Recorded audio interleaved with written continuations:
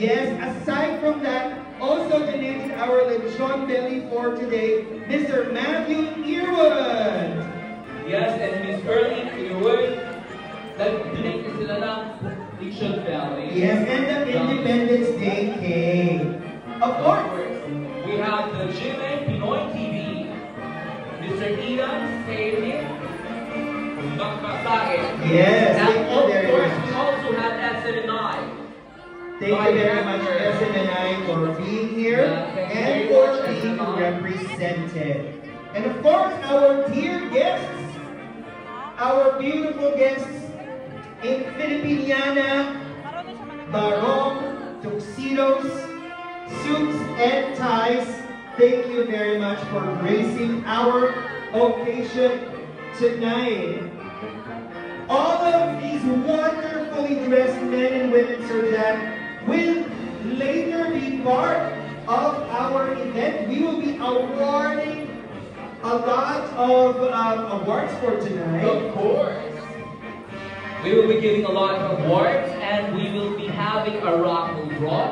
So make sure you remember your numbers because you might be the lucky one. Of course, ito ang cake natin, hindi nadaan sa harapan. Ang ganda ng cake. Thank you very much for the Independence Day cake. Maraming salamat po.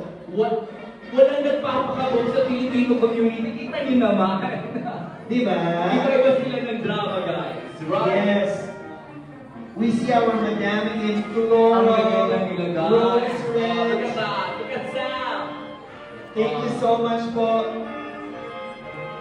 Brave, our modern interpretation of the Katiponera. At syempre, hindi nagpapakabog dyan si SB. Ayan o, kapapasok na. Oo, di ba Miss SB? At ang ating first runner-up for Miss Ambassador is also gracing the stage. Our ladies in blue and white, of course, shining, shimmering, splendid. What a good entrance. We have a mom and daughter tandem in Filipiniana. Yes. We have foreigners, we have Japanese, and then this annual event. Correct. Napakasaya, Sir Dan, because this is not only a gathering of the Filipino community, but we also have guests, international guests. That is correct. Yes, actually, na namin nag-attend the international guests. Yes. They're looking forward to this every year. Right, Sir Neil? Yes. Oh. Thank you very much, Sir Neil, for being here. Ayan. We are seeing some international guests and our Japanese community guests as well. Maraming salamat po. Ayan, napaka-fabulous din. Andiyan si Hector. Si Hector. Diba?